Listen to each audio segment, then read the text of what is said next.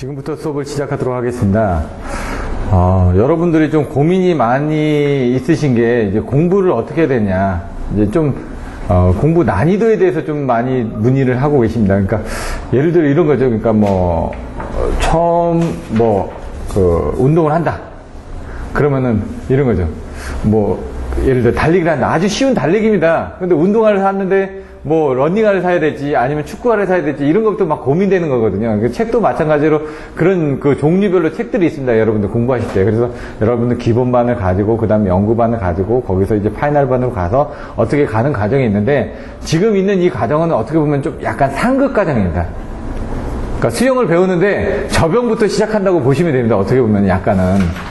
왜냐면 접영을 하려면 평형도 하고 다 해야 되거든요. 관연도 문제가 들어가니까 여러분들 힘들어 하시는 거죠. 막 갔다가 이쪽도 갔다가. 근데 어떤 분들은 또 좋아하십니다. 왜?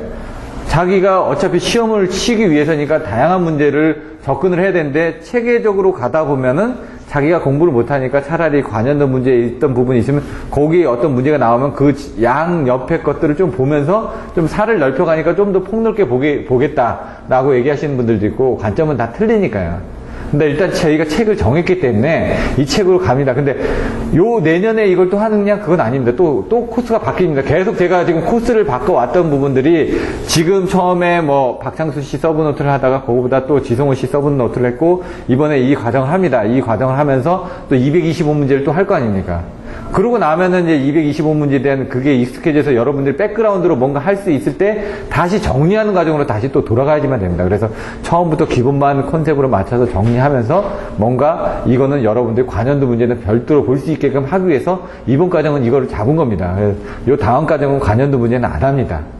대신 뭐 박창수 씨 거나 제가 보기엔 박창수 씨 거 정도로 돌아가는 게 가장 나을 것 같고요. 그러면서 225문제는 나중에 시험 보기 전에 한 달 동안은 그거는 반드시 할 겁니다. 왜냐면 그게 시험 볼 때 도움이 되기 때문에. 그래서 오늘 뭐 65회 부분을 일단 다 나갈 겁니다. 4교시 1번부터 시작할 건데 6문제인데, 앞으로는 좀 진도를 지금 같이 좀 얘기를 해보니까 뭐 계산 문제 같은 건 사실 중요하지가 않고, 그러니까 중요하지 않은 건 아닌데 최근에 많이 안 나오고, 그 다음에 그 관연도 문제 중에서 좀 빈도수가 약했던 것들은 좀 빨리 지나갈 겁니다.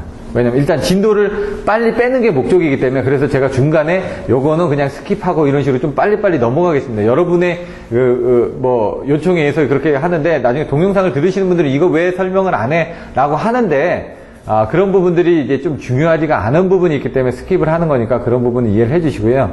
시간 관계상 어떤 때는 또 자세하게 갔다가 어떤 때는 또 빨리빨리 넘어가고 이런 부분들이 있으니까, 그리고 그런 부분에 대한 것들은 설명들은 나중에 제가 그 홈페이지에 올려놓은 동영상들을 보시면은 좀 더 자세히 이해할 수 있게끔 그렇게 조치를 할 테니까, 뭐 시간별로 조정을 하게끔 돼 있으니까 그런 점은 좀 양해를 부탁드리고요. 이번 교시는 이제 4교시 1번 문제입니다. 전압 안정도. 그럼 넘버 10 안에 들어갑니다. 그러니까 제가 이제 대충 이거는 10등 안에 들어가는 놈. 그럼 얘는 똑똑한 놈이라는 얘기입니다. 시험에 잘 나오는 놈.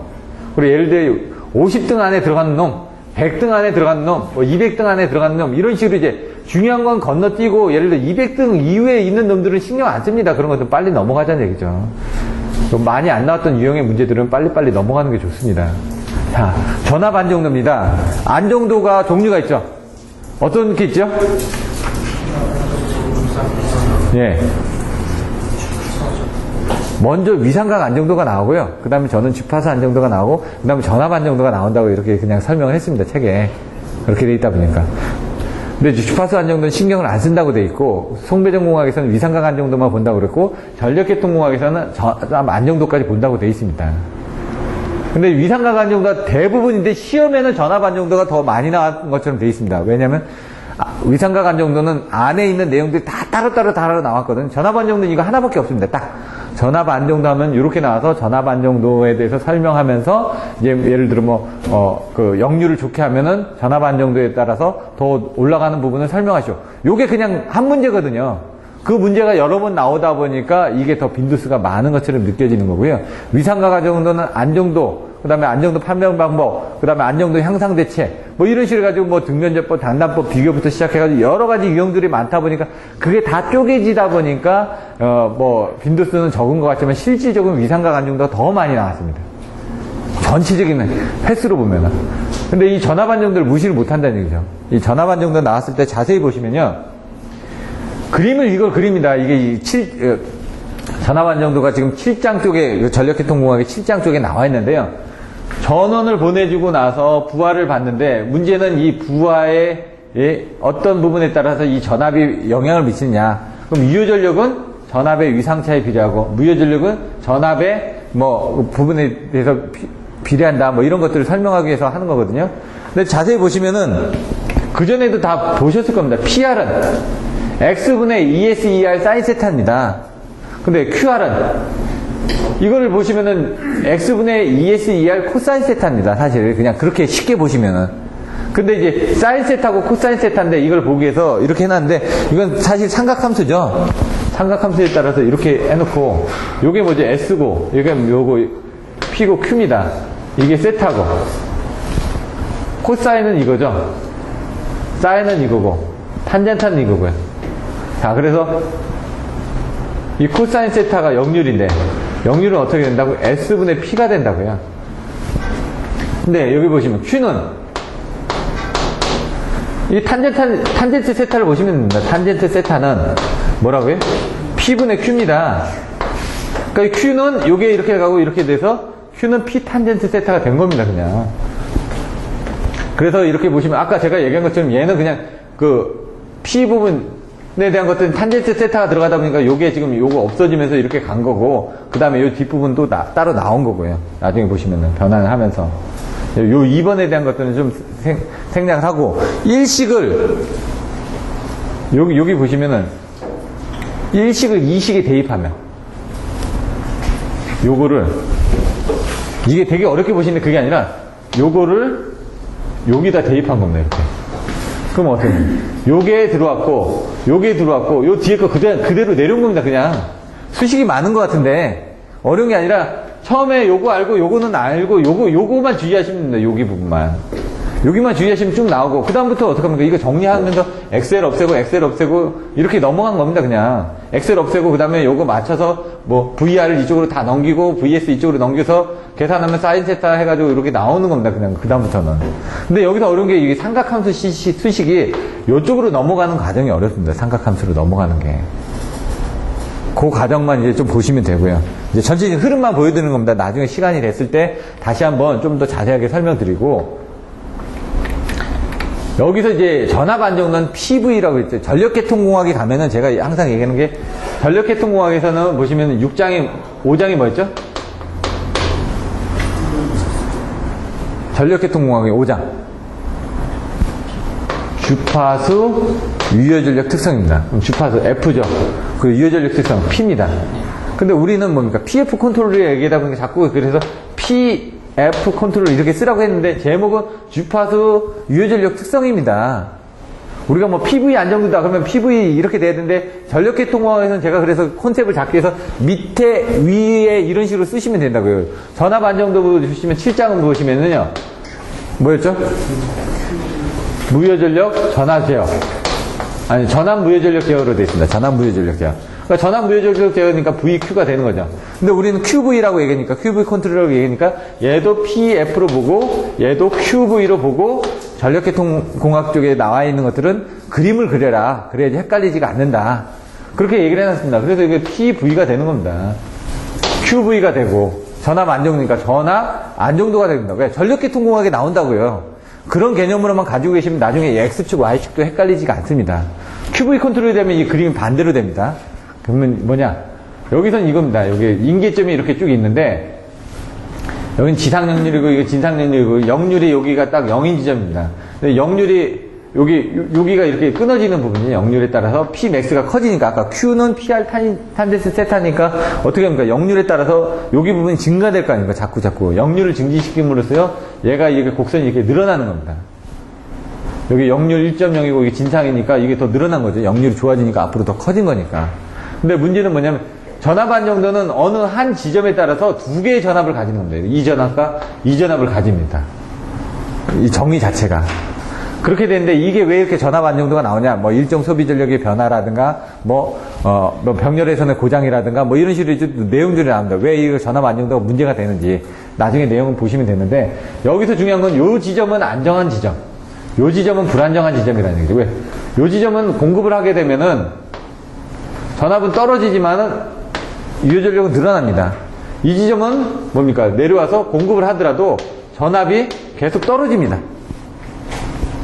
그래서 기울기로 해가지고 여러분들이 옛날에 보시면 전력 상차고 곡선에서 여기 부분까지는 안정이고 여기 부분 불안정이라고 말씀드렸지 않습니까? 증가되는 부분은 안정한 부분, 여기 부분은 불안정한 부분. 그래서 여기는 뭐 DPR분의 뭐 DVR은 이렇게 해서 이게 되면 0보다 크면은 요건 안정, 여기 불안정 이렇게 돼 있었죠. 여기서는 어떻게 됩니까? 감소되는 부분. 여기서 보시면 여기 PR에 대해서 VR이 감소되는 부분이면은 0보다 작아지는 거죠. 자꾸 작아지는 부분은 안정한 부분이고, 요 위에는, 여기는 불안정한 영역이다. 이걸 이제 설명을 하는 겁니다. 그래서, 쉽게 얘기하면은 여기는 뭔가 어느 정도 공급하면 어느 정도 공급이 되는데 여기서는 아무리 공급해도 전압을 올릴 수가 없으니까 전압이 계속 떨어진다는 얘기죠. 제가 보시면은 최대 수요 전력 아까 EXL분의 VS 자승인데 아까 XL분의 뭐 VS가 있었죠. 마이너스. 그게 이제 합쳐지면서 이게 나온 겁니다. 여기 보시면 여기 안정근이라고 되어 있죠. 요거 위에는 안정하고 요 밑에는 불안정이라고 되어 있습니다. 지금. 근데 여기서 얘기하는 건 여기 아까 제가 이걸 반대로 썼는데 뭐라고요? 여기 다음에 여기였으니까 아까 여기 VR이 나오고 이거 PR이 되겠죠. DVR이 나오고 DPR이 나겠죠. 왜? 중요한 거는 뭡니까? 여기 전압입니다. 전압이 떨어지느냐 안 떨어지느냐. 뭐냐? P를 자꾸 P를 넣는데도 전압이 떨어지느냐 안 떨어지느냐죠. 근데 얘는 P를 자꾸 넣었어도 어느 정도 넣다 보면 전압은 그 이상 안 떨어집니다. 근데 얘는 떨어진다는 얘기죠. 불안정하다는 얘기죠. 그래서 이런 부분을 보상하기 위해서 어떻게 해야 되냐? 여기서 보시면은 역류를 높게 조정해서 여기까지 돼 있는 부분은 여기까지 하면 요만큼 더 늘어난다는 얘기죠. 운전 마진이. 요 뒤에 지금 역률 부분이 또 나옵니다. 이거 다음 여기서는 없고, 요 다음 회차에 역률 부분이 또 나와 있거든요. 66회 때. 그거 때하고 좀 같이 또 보시면 되는데, 운전 여유도가 작기 때문에 이걸 역률을 늘려주면 운전 여유도가 늘어난다. 이런 부분. 그러니까 역률을 했을 때 보상 가능한 부분이, 역률을 했을 때 장점이 뭐냐면, 소남 요소를 외웠습니다. 소남 요소. 전력 손실 감소, 전압 강화의 경감, 그 다음에 요금 절감, 설비 이용률 향상, 이런 식으로. 얘들도 이 유효 전력만 올려주면 운전 마진이 커지는 부분입니다. PV 같은 경우는 전압 안정도 같은 경우는 넘버 10 안에 들어왔던 문제들이기 때문에 약간 요거하고는 틀린데 그런 모범 답안이 있습니다. 그 모범 답안을 가지고 한번 외워주시고 나서 더 살을 좀 비춰주시면 됩니다. 여기는 그냥 간단하게만 이렇게 나와 있어가지고 좀 모범 답안에 안 맞다 보니까 여러분들한테 좀 설명드리기가 힘든데 모범 답안이 돼 있으니까 그걸 보시면 됩니다. 여기 아까 뭐 제열기, 뭐 증기 조건 이렇게 나왔는데 이런 부분은 큰 부분은 없습니다. 일단 좀 넘어가고요. 증기 터빈의 효율 증가, 뭐 동쪽 분리기, 보조 전략, 연료의 고도와 다양화. 근데 요거는 어떻게 나왔냐? 문제에서 조건은 주어졌습니다. 여기에 맞춰서 답을 쓰세요라고. 여긴 특이하게. 그렇기 때문에 거기에 맞춰서 무조건 말을 만들어낸 겁니다. 우리가 목차를 만들어낸 게 아니라 문제에서 연료의 고도와 다양화 쪽으로 대해서 설명하고 그 다음에 운용적인 측면에서 설계하고 이렇게 해가지고 문제에서 조건이 주어졌습니다. 그렇기 때문에 거기에 맞춰서 답안을 쓴 것 뿐입니다. 여기서 보시면은 여기 석탄의 클린콜 기술. 클린콜이라는 게 뭐냐? 딱 보시면은 클린이니까 깨끗하게 만들어내는 거죠. 콜이 이 석탄입니다. 그러니까 석탄을 태우고 나서 뭔가 좀 그 연소가스라든가 그런 부분을 환경 쪽에 미치는 영향을 줄이기 위해서 어떻게 해야 되냐? 그럼 많이 태워야 된답니다. 불완전 연소가 아니라 연소를 잘 시켜야지 뭔가 나오는 성분이 깨끗할 거 아닙니까? 그래서 열을 향상을 해가지고 이런 부분 해가지고 잘 태워준다 이거죠. 잘. 그 다음에 산성비 대축에서 태우고 나면 뭔가 그 안에 성분들이 있을 때는 그걸 잘 빼줘야 된다는 얘기죠. 속수나 녹수 제거를 하기 위해서 어떻게 하냐. 이건 질소 성분이고 이건 황성분입니다. 아까 같은 경우는 PFBC 같은 경우 황성분을 없애기 위해서 어떻게 한다고요? 석회석을 집어넣습니다. 여기 탈황 장치들이 이제 나중에 다 설치가 돼 있다는 얘기죠. 그리고 이제 녹수를 제거하기 위한 탈출 장비들이 다 설치가 돼 있고요. 석탄 핸들 기술, 유치하고 가스하고, 아까 보시면 석탄을 뭐라고요? 그냥 고정상에서 하게 되면 석탄이 잘 안 타니까 그거를 가스화를 만들게 되면 더 잘 탄다고요. 그리고 그걸 또 뭡니까? 유치화를 시켜가지고 막 유동성을 해주게 되면은 그냥 가만히 있으면은 이 안에 있는 건 잘 안 탈 거 아닙니까? 얘가 막 흔들리거나 그러면 요 안에 있는데도 불이 잘 들어가니까 잘 탈 거 아닙니까? 그리고 이 석탄해가 끝나고 나면 밑에 찌꺼기가 남을 거 아닙니까? 그러면 그 PFBC 같은 건 밑에 이제 석회석이 나오면은 그걸 다시 재활용을 할 수가 있습니다. 그냥 버리는 게 아니라 재활용을 할 수가 있다는 얘기예요. 그런 식으로 쓸 수 있다는 얘기입니다, 지금. 운영적인 측면은 아까처럼 제가 설계 운했죠.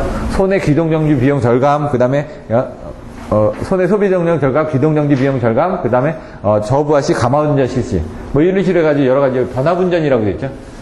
압력을 변압을 해가지고 운전을 하다 보면은 열을 향상시킬 수가 있다는 얘기죠. 근데 이런 것들은 하나만 장비가 있어서는 안 되는 거고요. 장비가 하나가 있으면 변압이 안 됩니다. 장비가 여러 개가 있다면 변압이 됩니다.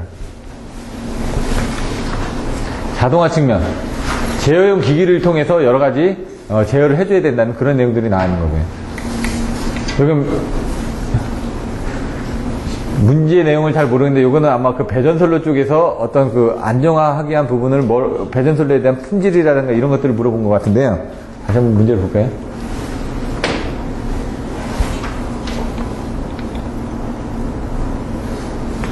배전선로를 구성하는데 필요한 사항을 설명하시죠. 양질의 전력을 공급하기 위해서.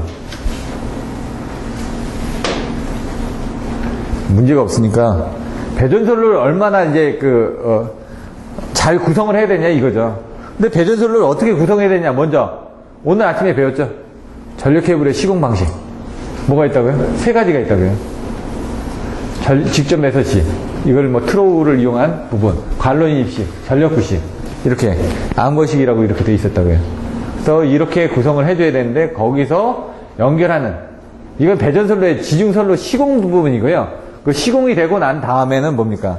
관리하는 분간에 중간에 변압기도 있을 거고 배전용 자동화 설비들도 있을 거 아닙니까? 그 설비들을 어떻게 구성하는 게 밑에 나오겠죠. 그래서 배전 쪽도 케이블이 ABC 배전을 합니다. 지금은 잘 안 쓰여진다고 얘기를 합니다. 왜냐면 가운데다가 이게 중성선을 놓고 ABC 상을 넣어가지고 여기다 꽈가지고 이렇게 하는데 이게 지금 문제가 많아가지고 지금 ABC 배전기 쪽은 조금 많이 줄어들고 있다고 합니다. 여기 보시면은 애자, 피레기, COS 등을 사용하지 않고 전선이 완전 차폐되는 방식이기 때문에 외부 물체의 접속에 의한 순간 사고가 발생하지 않는다. 그럼 뭡니까? 이제 가운데 선이 있고 거기에 ABC상을 해가지고 꽈가지고 이렇게 가는 겁니다, 지금. 근데 얘에 대한 특성이 변압기가 CSP 변압기라고 해서 ABC 이 배전 방식을 쓰는 건 CSP 변압기라는 게 달려 있습니다. 그래서 그 CSP 변압기 안에 이런 내용 부분이 다 들어가 있습니다. 변압기 안에. 그전엔 변압기 바깥에 이런 것들을 다 달아줘야 되는데 그러다 보니까 다 달아주니까 거기 바깥에 노출이 많이 돼 있잖아요. 전봇대 위에 이게 많이 노출이 돼 있으니까 거기에 뭔가 연결이 돼서 사고 날 수 있는 부분이 많았는데 그걸 CSP 변압기라는 걸 통해서 그 안에 모든 이런 설비들을 다 집어넣으니까 어떻게 됩니까? 외부에 노출이 안 되죠. 그러니까 사고 날 위험이 줄어들죠. 그래서 ABC 케이블을 이용해서 그 CSP 변압기 연결하면 그게 바로 그 ABC 배전 방식이라고 얘기를 했다는 얘기죠. 근데 이제 그 CSP 변압기 쪽에 대한 부분들이 좀 문제가 생기고 하다 보니까 지금은 ABC 그 배전 방식 자체를 좀 줄이고 있다고 합니다. 지금은. 배전 자동화. 그래서 아까처럼 설비는 그렇게 지중화에 대한 부분을 설명한 겁니다. 배전이 지중화만 있는 건 아니거든요. 가공도 있고 지중도 있습니다. 근데 아까 처음에는 배전을 지중으로 이렇게 설계하고 그 다음에 가공 쪽에는 뭐라고요? CSP 변압기를 통해서 ABC 배전 방식으로 돼 있고 그다음 땅속으로는 지중으로는 직매식이라든가 이런 걸 통해서 안전하게 만들었고 그 다음에 그것들을 활용하기 위해서 이제 자동화 시스템이 들어가게 됐다는 얘기죠. 자동화 시스템이 들어갔는데 그 자동화 시스템에서 LOLP, LOEP 해가지고 저번에 신뢰도 그 부분 봤죠? 거기서 나왔던 그런 내용들이 나오는 겁니다. 그래서 이게 뭡니까? 정전 시간을 줄이는 거죠. 정전 빈도 시간을 줄이고 정전 확률을 줄여주기 위해서 어떻게 했냐? 사고가 나면 사람이 쫓아가서 뭔가 조치를 해야 되는데 그 시간을 줄여주는 건 자동화를 통해서 사고가 나면 사람이 쫓아가지 않고 나서도 그냥 버튼만 누르면 자동으로 온오프를 할 수 있게끔 자동화를 만들었다는 얘기입니다. FRU를 통해 가지고 제어를 하면서 이 FRU 자체를 제공할 수 있는 업체는 국내에 4군데 정도밖에 없습니다. 다. 그 외 업체는 이걸 만들 수가 없습니다.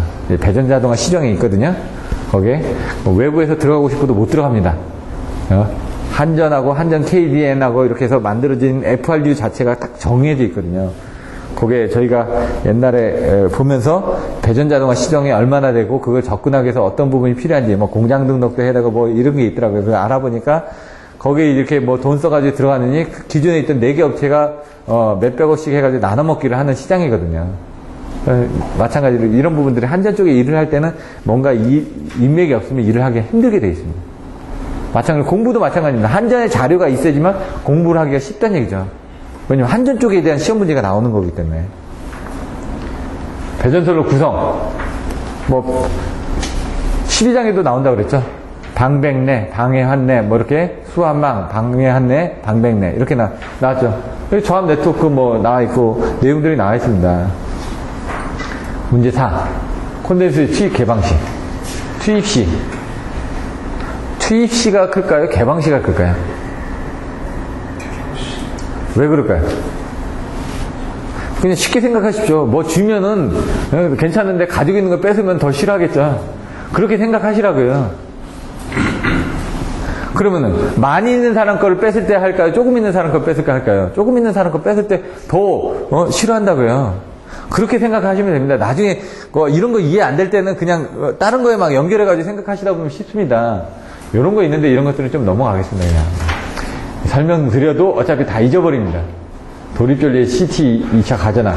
이거보다 뒤에 있는 여기 부분을 보시는 게 더 나을 것 같습니다. 이런 것들은 너무 개방식. 가지고 있는 걸 뺐다 이거죠, 지금. 뺐는데 어떤 부분이 생기냐. 이걸 열었을 때 문제는 사실은 이게 그 2의 마이너스 이렇게 해서 이렇게 과도현상이 있거든요. 2의 마이너스 R분의 L T에 의한 과도현상에 따라서 이렇게 왔다 갔다 하는 게 바로 여기서도 이제 그런 식으로 연결이 되는데 요거는 이제 C 성분이 있으니까 RLC 성분이 있으니까 틀려지는데 여기 부분에 대한 것들을 가지고 하는 부분들이 이제 투입했을 때, 뭐 개방했을 때 이런 걸 가지고 또 보게 됩니다, 나중에. 그래서 여기서 나오는 부분이 여기는 지금 개방시니까 여기 안 들어가는데 투입했을 때는 이게 들어갑니다. 투입했을 때는 이게 뭐냐, 바로 여자 도립전류 할 때 요 내용이 들어가게 됩니다. 그래서 투입하면서 뭔가 이렇게 감소가 될 거 아닙니까? 감소되는 비율을 뭔가 투입이 됐다가 뭔가 에너지에서 감소하는 이 비율이 이런 곡선의 형태로 감소를 한다. 그게 나중에 이제 여자 도립전류에서 메커니즘에서 이게 내용이 나오니까 그건 참조를 하시고, 여기는 개방시니까 이런 내용은 안 들어가고, 보시면은 개방을 했을 때는 차단기의 이제 극간 상태에 따라서 틀려지는 겁니다. 여기 그 전에 말씀을 드렸는데 요거하고 이제 틀려진다고, 요거하고. 근데 개념은 똑같습니다. 개념은 똑같은데 요거는 진동이 일어났냐 안 일어났냐 이런 식이고요. 차단기 극간전압, 과도 진동 전압이라고 되어 있는데 이걸 딱 보시면요, 그림을 그릴 때 이렇게 그리는 게 낫거든요. 여기는 발전기가 있습니다. 뭔가 전원을 공급하고 있습니다. 여기 차단기가 있습니다. 부하가 있습니다. 이쪽에 전원과 이쪽에 전원이 있는데, 내가 여기 보시면 여기 어떻게 되냐면 여기 발전기의 전원입니다. 이거를 이렇게 설명해야 되나? 그림에 맞춰서 설명하려니까 좀 헷갈리는데, 다 보시면은 이렇게 옆으로 그리는 게 난데, 얘가 이렇게 갔습니다. 여기 지점에서 끊어놨다. 그럼 얘는 여기 지점에 있죠. 근데 얘는 이렇게 뒤에 가서 여기 지점에 가 있습니다.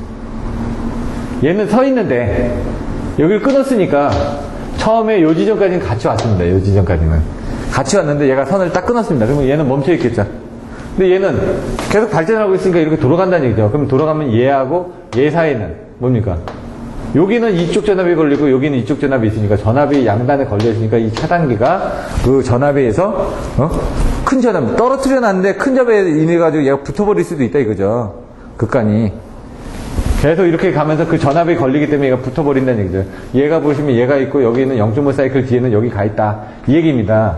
그러면 여기는 어떻게 된다고요? 여기를 보시면은 전원 측은 플러스 EM에서 마이너스 EM으로 돼 있는데 부하 측은 뭐라고요? 이 플러스 EM 상태에 있다 이거죠. 여기 상태는 지금 여기 있다는 얘기입니다. 지금 얘는 여기 있는데 여기서 이쪽으로 갖고 얘는 여기 있다는 얘기죠. 지금 그러면 2EM이 걸린다는 얘기죠. 그러면 여기서 2EM이 걸리니까 제가 얘가 이쪽으로 또 연결하기 위해서 막 뛴다는 얘기죠. 여기 있던 놈이, 그러니까 극간을 견디지 못하고 얘가 붙었습니다. 붙었으면은. 얘는 여기 있으니까 얘는 자기도 이쪽까지 가야 될 거 아닙니까, 빨리. 그래야지 같이 시작하니까. 그래서 여기서 원래 있던 요 위치까지 갑자기 뛰면서, 이게 2EM이죠. 2EM이 걸리니까 극간이 딱 붙으면서 2EM이 걸렸는데 얘가 진동을 한 번 더 하는 겁니다, 이렇게. 2EM만큼 한 번 더 진동을 하니까 어떻게 된다고요? 마이너스 3EM으로 가게 되는 겁니다. 여기가, 얘는 여기 있으니까 얘는 원래 있던 얘까지 쫓아가기 위해서 이렇게 내려가면서 얘가 한 번 더 진동을 하면 2배만큼을 한 번 더 진동을 한 겁니다, 이렇게. 마이너스 3EM이 된 겁니다. 마이너스 3EM이 됐는데, 그 다음에 얘가 보니까, 요게 요쪽으로 올라갔습니다, 이렇게. 반사이클 뒤에. 그럼 이 마이너스 3EM이 얘까지 쫓아가려면 어떻습니까? 마이너스 3EM에서 2M까지 쫓아가려면 4배를 쫓아가야 되죠. 요게 2M이고 마이너스 3M이니까. 뭐 3 플러스 1이니까 4배를 쫓아가니까 얘가 여기 있으니까 얘는 여기까지 쫓아가기 위해서 4배를 쫓아가면서 한 번 또 이렇게 또 진동을 하니까 얘가 5EM이 된 겁니다, 이렇게. 그래서 얘가 과도 진동 전압이라는 게 한 번 진동하면 한 번 더 진동한다. 이런 개념으로 보시면 됩니다. 다시 보시면은 여기서는 2M인데 얘도 2M인데 얘가 마이너스 2M이 됐을 때 이 2M이 요 마이너스 2M하고 맞춰가려고 이렇게 움직여 갔더니 요것만큼 한 번 더 뛰어가지고 여기로 갔다 이거죠. 그래서 요렇게 이동을 하고 있다 이거죠. 요 마이너스 2M만큼을 더 내려갔다는 얘기입니다, 지금. 한 번 뛰어야 되는데, 한 발자국만 가야 되는데, 한 발자국 더 가버린 겁니다, 지금. 2발자국으로 가버린 겁니다. 빨리 가려고, 빨리 쫓아가려고 하다 보니까 더 가버렸다 이거죠. 그리고 나서 여기, 얘는 지금 어떻게 합니까? 마이너스 3EM에 위치해 있습니다, 여기는 지금. 여기는 마이너스 3EM에 위치해 있죠? 근데 얘가 2M으로 갔습니다. 그러면 마이너스 3에서 2M까지 쫓아가려면 4배만큼 더 가야 될 거 아닙니까? 그 4배만큼 더 가려야 되니까 마이너스 3에서 요 2M까지 4배만큼 가야 되는데 한 발자국 더 가버렸다 이거죠. 또, 그러니까 1에다 4를 더하면 어떻게 됩니까? 5EM이 된 겁니다. 그러면 얘가 요 2M에서 또 마이너스 2M으로 돼 있죠. 그러면 이 5EM에서 마이너스 2M까지 또 쫓아가야 된다는 얘기예요. 요 5EM에서 요 마이너스 2M까지 쫓아가려야 됩니까? 6EM을 또 쫓아가야 될 거 아닙니까? 6M을 쫓아가야 되는데 여기서 6만큼 쫓아가면서 6만큼 더 가버린 겁니다. 또. 자기 지표만큼. 그러니까 마이너스 1에서 6만큼 더 가버리니까 어떻게 됩니까? 마이너스 7이 되는 거죠. 6만큼 더 가버렸다 이거죠. 또 6만큼. 여기 보시면 6EM이라고 써졌죠. 여기. 6EM만큼 차이가 있는데 마이너스 1에다 6을 더 가보니까 마이너스 7EM이 돼 이거죠. 그래서 3579를 가면서 계속 전압이 진동을 하면서 커지더라. 근데 이거는 가장 무제동 현상이 했을 때 이렇게 되는 거고 사실은 여기에 뭔가 제동 성분이 있겠죠. 제동 성분이 있다 보니까 요건 3.5배에서 4배 이상은 안 커집니다. 과도 진동을 하더라도. 그래서 이렇게 해서 자꾸 이게 늘어나면서 무제동인 경우는 이렇게 증가를 하더라. 하지만 이제 뭐 여기 보시면 이렇게 진동작용이, 제동작용이 있기 때문에 얘가 이렇게 하면서 가면서 다시 돌아가고 가면서 돌아가다 보니까 뭐 한 3.5배에서 4배 이하에서는 다시 들어간다. 이 얘기입니다. 그러니까 차단기를 이제 개방을 했는데도 불구하고 발전기 쪽에서 차단기를 개방하다 보면은 콘덴서가 투입이 됐다든가 이렇게 되면 전압이 올라가지 않습니까? 그래서 그런 경우에는 차단기 극간 전압에서 얘가 다시 재조모 현상이 일어나더라. 재조모가 일어나가지고 작게 문제가 되더라. 그래서 나중에 이제 TRV라든가 그런 쪽에서도 보시면 이와 같이 비슷하게 나오죠, 그림이. 하나, 둘, 세 개 그려가지고 세 번째 이제 올라가는 그 그림들, I하고 전류하고 이런 것들도 똑같은 개념이란 얘기죠. 개방이 돼 있는데 얘가 갑자기 전압이 올라가다 보니까 다시 분터가는 현상이 생긴다 이거죠. 그래서 차단기, 이건 콘덴서용 차단기 개방시 현상입니다. 왜? 전압이 걸려 있다 보니까 더 에너지를 더 줘버리니까. 근데 콘덴서 투입 시의 현상은, 투입 시에는 돌입전류가 흘러갑니다. 순간적으로. 근데 그게 순간적으로 흘러가고 그 다음에는 없어진다는 얘기죠. 그거는 그 앞쪽에 내용을 보시면 되고, 요게 다른 쪽에도 또 연관이 있기 때문에 요걸 좀 설명을 드린 겁니다. 요거 같은 건 이제 고속도 차단기 같은 건 차단 속도가 빨라지는 거죠. 이거 보호기정기 동작, 뭐, 차단기 사이클 돼 있는데, 요거 같은 경 차단기 동작은 5사이클 정도로 보시면 됩니다, 일반적으로. 그리고 뭐 765나 그런 쪽으로 가면 2사이클이나 1사이클로 넘어가고요. 그 다음 고압 같은 건 8사이클이고, 8사이클, 5사이클, 뭐 3사이클, 뭐 2사이클 이런 식으로 줄어듭니다. 154 같은 경우는 3사이클이고요. 그 다음에 22900 같은 경우는 5사이클이고요. 그 다음에 6600 같은 건 8사이클에 동작하고요.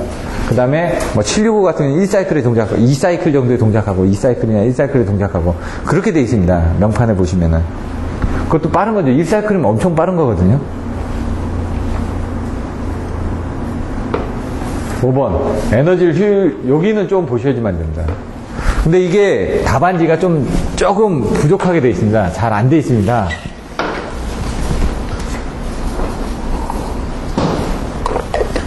열병합 발전입니다. 열병합 발전이 뭘까요? 예?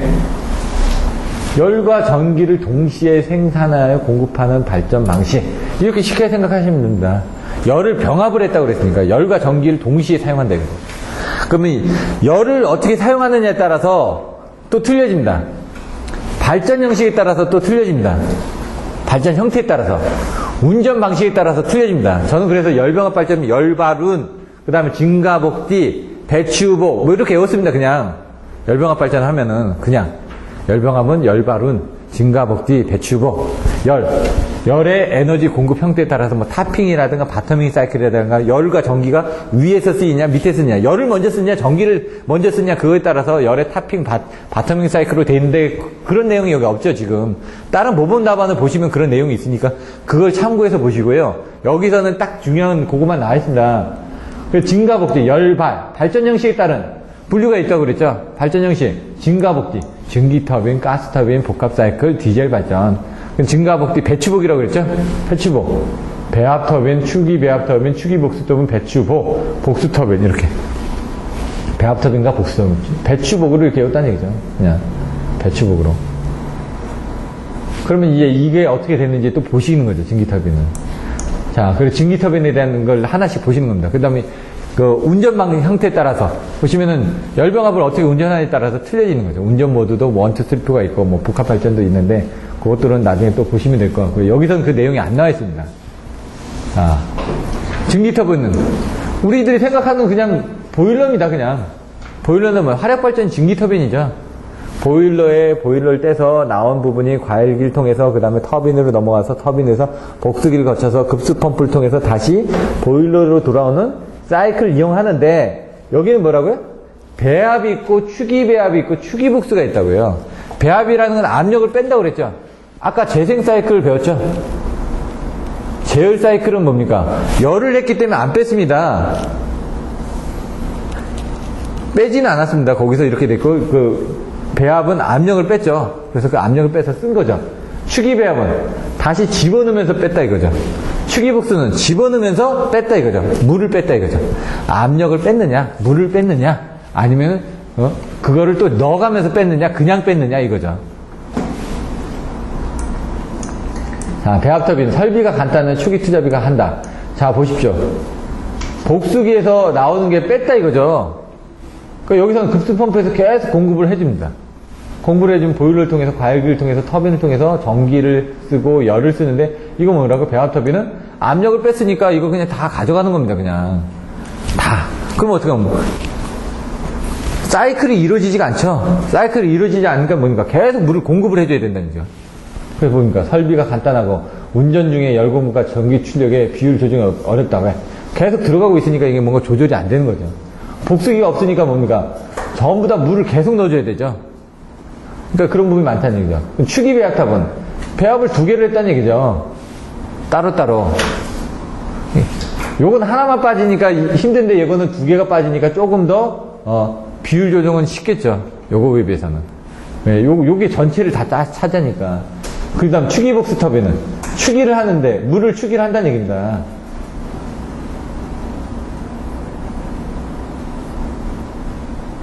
복수를 해가면서 추기를 한다는 얘기예요. 빼낸다는 얘기죠. 추기. 추가로 빼는 거죠. 이렇게. 자, 보시면은, 내용을 보시면. 아, 이거 설명이 없네. 가스터빈은 500도 이상의 배기가스를 배열회수 보일러에서 증기를 발생시켜 열부에 공급. 이제 가스터빈을 이제 아시면 이게 복합발전으로 넘어가는 겁니다. 사실. 가스터빈에서 복합발전으로 넘어가는 거거든요. 그래서 지금 그러니까 여러분 배우셨던 게 아까 연력학 배우셨죠? 연력학을 배우고 나서 그 다음에 증기터빈을 배우고 나서 증기터빈을 배운 다음에 뭐 열병합 발전 배우고 나서 열병합 발전을 배우면서 거기 가스터빈이 나오니까 가스터빈을 배우고 나서 다시 복합 발전으로 넘어가는 겁니다. 이런 사이클로 딱 이해를 해주셔야지만 나중에 자연스럽게 이해가 된다는 얘기죠. 야, 가스터빈은 뭐라고요?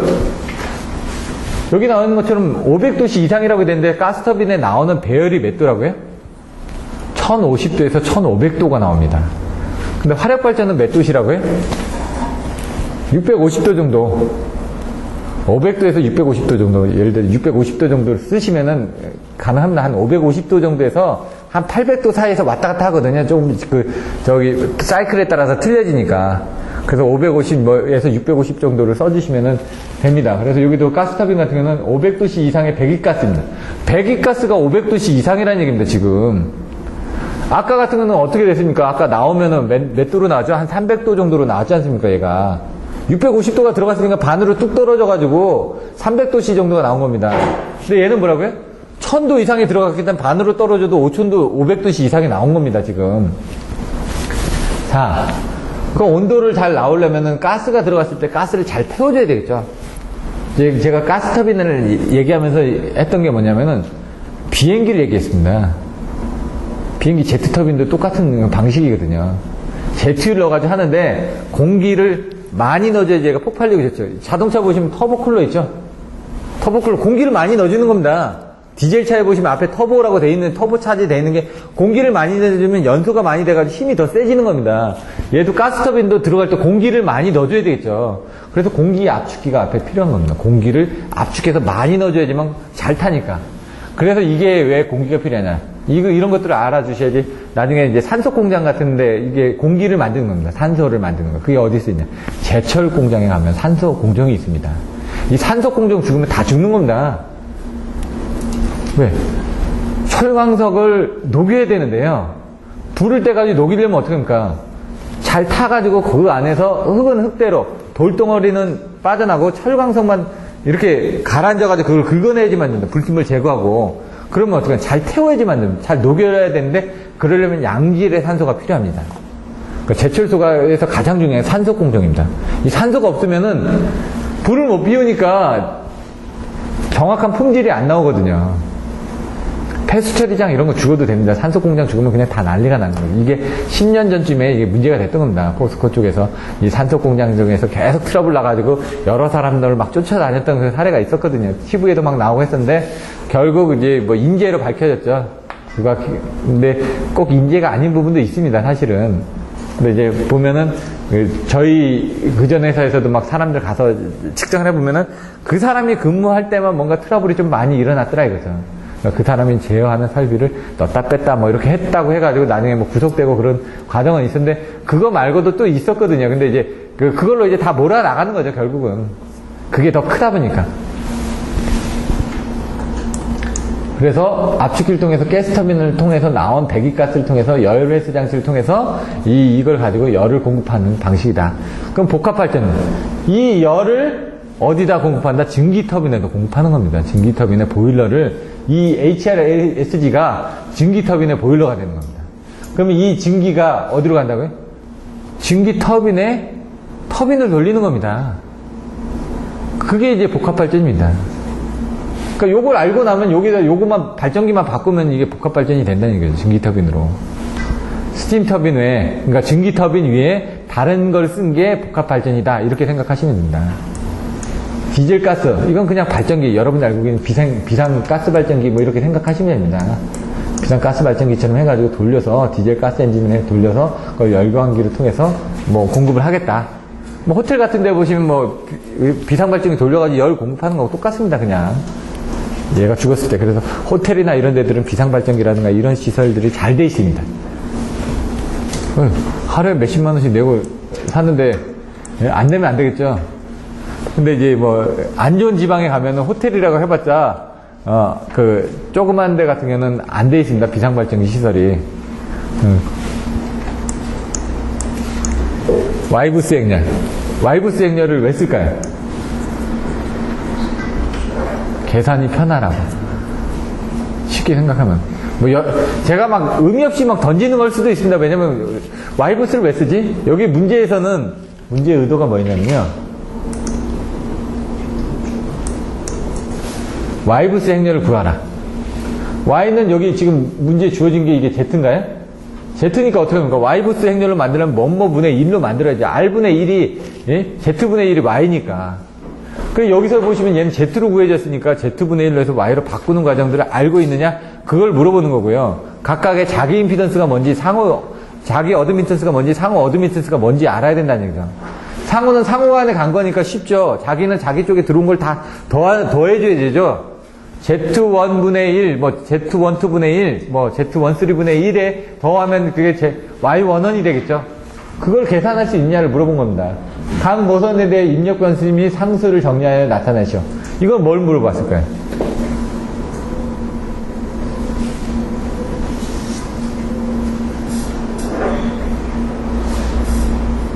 여기 밑에 나왔죠. 전력조류 방정식을 세우시오. 사실은 이게 사실 전력조류를 물어보는 겁니다. I는 YV, 전력조류가 나오면 I는 YV거든요.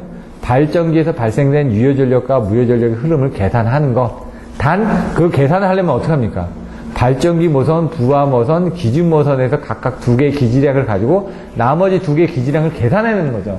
그 각 모선에 대해서 입력 변수 및 상수를 정리하여 나타내죠. 모선이 뭐냐 이거죠. 지금 얘기했던 발전기 모선, 부하 모선, 기준 모선별로 해가지고 뭔가 입력이 되고 뭔가 필요한 부분이 뭔지를 정리하라 이겁니다. 이게 기지량과 미지량이 뭔지를 정리하라는 얘기입니다. 그리고 나서 마지막에 전력조류 방정식 세워라. 그러면 E는 뭡니까? 뭐 IKM, 뭐 YM 이렇게 해가지고 I는 R분의 V 그걸 이용해가지고 수식을 써 나가라는 얘기죠. 개념은. 자, 가서 보시면은 Y부스는 뭐라고요? Y11은 그 Z11 쪽에 다 연결되는 걸 다 더한 다음에 1을 나눠주면 된다고요. 그렇게 해서 나왔습니다. Y12는 Y21하고 똑같다. 그러면 이 Z12, 이 사이 부분에 1만 가면 되니까 이런 것도 어렵지가 않죠. 이런 것들도 10점짜리 나오면 쉽게 갈 수가 있다는 얘기입니다. 이렇게. 이런 건 쉽게 가죠. 근데 25점짜리니까 이렇게 쓰고 나서 각 모선에 대한 입력 변수 및 상수, 이게 발전기 모선, 부하 모선, 기준 모선별로 뭘 알아야 되고 뭘 모르는지 이런 것들 가지고 쓰고 나서 그거를 가지고 저기 답에서 보고 적어 넣어라 이거죠. 아까 답에서 데이터가 주어졌습니다. 그걸 보고 넣으면은 볼까요? 데이터가 이게 맞는지? 여기 1 곱하기 0이죠. 그럼 여기 1에 0이니까 얘가 기준 모선이 되겠죠. 얘가 G2고 얘가 G3인가요? 제가 잘 안 보이는데 G2고 여기가 3번 모선인 것 같은데 여기는 뭡니까? 발전기 모선이 되는 거고 여기는 기준 모선이 되는 거고 얘는 부하 모선이 되는 거고 부하 모선의 위상각하고 이 부분은 모른다고요. 부하는 요거만 한다고 1.0하고 0.4만 한다고요. 1.0하고 0.4가 들어가 있는지 보시자 이거죠. 1.0하고 0.4가 들어가 있나요? 부하 쪽에? 그렇게 들어가 있지 않습니까?